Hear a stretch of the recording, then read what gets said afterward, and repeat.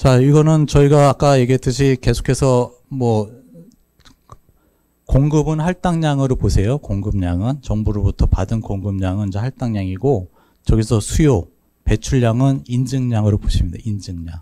그래서 배출량 이퀄 인증량이다라고 보시면 되겠고, 그러면은 거기에 보면은 노란색 선하고 파란색 선 막대 그래프가 거의 이제 비슷하면은 이제 공급하고 수요가 이제 적당히 잘 일에 맞춰져 있다라는 거죠.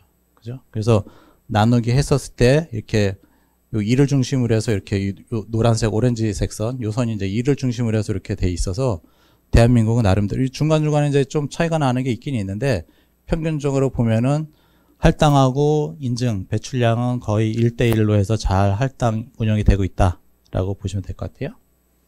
자, 그리고 요거. 우리가 그 남으면 넘길 수 있게끔 이렇게 돼 있다고 그랬잖아요. 다음에. 그래서 오렌지색 선이 남은 업체들이 넘긴 양이에요. 남은 업체들이 넘긴 양. 이월량이 되겠죠. 그러니까 탄소 배출 시장에서 이것만 그래프 보면은 우리는 어떤 생각을 할 수 있을까요? 앞으로 탄소 배출 공약이 오를 것이다라는 거 하고, 그리고 정부로부터 할당받은 그 배출권이 무상이에요. 거의. 무상으로 받은 것이기 때문에 내가 가격이 시장에서 판매하는 가격이 0원이 아니나 나는 수익률이 있는 거예요. 그죠? 5원이더라도 나는 0원에 받았기 때문에 5원만큼 이익이에요. 그러니까 업체들이 무슨 생각을 하겠어요? 야, 이거 잘만 해서 무상으로 받은 거니까 내가 비쌀 때 잘 팔면 이제 회장님으로부터 상 받는 거죠, 이거. 그죠? 0원에 받은 것으로 해서 내가 5만 원에 팔으면 수익률이 무한대거든요. 이거. 그런 시장이 없어요. 그러니까 업체들이 최대한 남으면 무조건 매입을 하려고 하고 이월을 하려고 그러죠. 그죠? 남아도 내가 시장에서 사려고 하고. 그죠? 더 무상이 원래 받은 게 이제 100이라는 것들이 무상이고 그거 가져가면서 내가 초과로 해서 더 돈 주고 살 수도 있거든요. 그러면 이제 그거 가중 평균하면은 뭐 0원이 아니라 뭐 톤당 뭐 10원이 되든 뭐 이렇게 되겠죠. 그래서 2월을 하게 되면은 저렇게 2월 한다는 얘기는 다들 업체들이 무료이기 때문에 0원이기 때문에 무상을 받은 배출권이기 때문에 쉽게 안 팔죠. 최대한 비싸게 팔려는 노력들을 많이 하죠. 근데 반면에 차이는 뭐냐면 우리가 이런 생각을 해야 돼요. 지금 우리가 남으면 다 넘기잖아요. 안 팔잖아요. 그럼 모자란 업체는 못 사죠. 팔아야지 사잖아요. 누군가가. 그러니까 그들의 대응은 딱 두 가지예요. 내가 내년도 할당받은 거 무상으로 받은 거 미리 구워서 쓰는 거 하나랑, 정부가 시장에다가 모자란 물량을 풀어주는 경우도 있거든요. 그 물량은 사는 경우 두 가지가 있어요. 근데 정부가 너희가 아무도 안 파니까 사기가 어렵네라고 해서 이제 갖고 있는 물량을 풀게 될 텐데 그거는 너무나 불확실성이 커요. 정부가 할지 안 할지에 대한 것들도 모르겠고 언제 할지도 모르니까 업체들이 일단 내년도 할당받은 것들을 미리 빌려와서 끌어당겨서 올해 건 이제 정산해버리는 거죠. 그죠? 그러면은 그 짓을 하게 되면은 그 다음에는 또 미리 끌어서 당겼으니까 계속해서 부족분이 누적이 될 거 아니에요. 계속 한번 해보세요. 그럼 마지막 연도에는 계속 끌어다 당겼으니까 그 누적되니까 부족분이 엄청나죠. 그죠? 근데 아무도 안 팔아, 그때도. 그럼 이제 회사 망하는 거죠. 그러니까 이게 그래서 차입이라는 것들도 이렇게 할당받은 거 내년도 거 끌어당기는 건 좋은데 카드 돌려막기니까 리스크가 하다. 불행하게 그 짓을 했는데 마지막 이행년도에 배출권 가격이 확 떨어지면 해피한데 마지막 5년차에 배출권이 확 높아져 있어요. 그러면 나는 힘들어지는 거죠, 회사는. 그죠? 그래서 차입에 대한 거는 좀 조심스럽게 해야 된다. 그래서 이렇게 돼 있어요. 우리가 이렇게 5년 동안에 대한 것들이 이렇게 있고 이게 이제 3차 계획기간이다라고 명명이 돼 있어요. 5년 동안. 그래서 이 기간 동안에 뭐 빌려오고 막 이런 것들이 다 가능하고 그래서 2월 한도는 이렇게 순매도에다가 뭐 2배 내가 남았다고 그래서 20개가 남았다고 그래서 다 2월 할 수 있는 게 아니에요. 매도 좀 하고 그 양에다가 곱하기 2한 만큼 2호를 할 수 있는 거예요. 그래서 만약에 10개가 남았다라고 그러면은 내가 2호를 하기 위해서는 그 중에 그 3개 정도, 3.3개는 팔고 거기에다가 3.3개 한 데다가 곱하기 2한 6.6개는 2월 할 수 있는 그 상황이에요. 그래서 10개 남았다 그래서 무조건 2월 할 수 있는 건 아니고 그 중에 3분의 1은 팔고 거기에다가 곱하기 2한 것 6.6개만큼은 2월 할 수 있게끔 돼 있습니다. 초반에는 10개 남으면 10개 다 2월 하게끔 했어요. 그러니까 시장이 안 파니까 살 수가 없어서 정부가 저런 또 아주 그 신의 한 수에 대한 조치를 또 했죠. 그러니까 이런 것들에 대한 것들이 이행기간 이렇게 대응하는데 중간중간에 정책적인 변화가 있어서 그 부분이 어려운 거죠, 사실은. 그죠? 그렇고, 그렇습니다. 그리고 여기 차입 배달 한도는 내가 인증된 것만큼, 그러니까 내년도 100개, 올해 이제 만약에 100개를 인증받았으면은 15개는 다음에 할당받으면서 빌려올 수가 있어요. 그럼 그 다음에 이제 15개가 또 빠지는 거죠. 부족하게 되는 거죠. 그래서 차입은 좀 조심스럽게 해야 된다.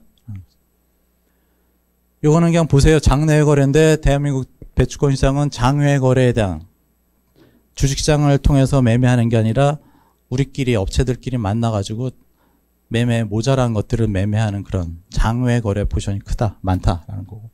턴오버 레이션은 매매 회전율인데 그 상장되어 있는 주식수가 있는데 거기서 실제로 매매되는 수량을 나누게 한 거예요. 그래서 뭐 15에서 막 20%까지 되는데 사실은 유통되는 물량이다, 매매 회전율이다, 턴오버 레이쇼가 그렇습니다. 그리고 시장에서 그 섹터마다 그 업종마다에 대한 그 순매수, 순매도에 대한 비중인데 어쨌든 이쪽 시장에서는 발전 쪽이 항상 부족해요. 그래서 발전 회사들이 온실가스에 대한 감축도 타이트하고 할당도 적게 받기 때문에 그만큼 시장에서 매집을 많이 해야 돼요. 발전 쪽에. 그로 인해서 아까 얘기했듯이 감축률이 상당히 높죠. 발전 쪽에. 석탄 발전을 안 해야 되니까. 그래서 매수가 크다. 근데 철강 쪽은 예전에 막 남고 막 이랬었는데 철강 쪽은 좀 할당 이슈가 조금 포항제철이 워낙 그 등치가 큰 업체라서 그쪽에 매수를 세게 가하기 어려워요, 사실은. 그래서 조금 느슨하게 철강 쪽은 정부가 좀 배려해 주는 것 같다라는 생각이. 자, 우리가 이 그래프도 또 특이하죠. 하나만 그 제도적인 거를 말씀드릴게요. 어떤 거냐면 제가 올해 배출량을 할당받고 연말에 배출량 대한 있는 것들을 이제 설비를 통해서 우리 회사 얼마 배출했구나 성적표를 봤죠. 그죠? 1년치에 대한 거. 할당은 몇 년 전에 받은 거 있고 거기에 맞춰서 올해 연말 되면은 내가 배출을 얼마 했다는 것들이 그 정산을 해야 되잖아요. 그러면 정부한테 언제 내야 되냐? 제출을 언제 해야 되냐?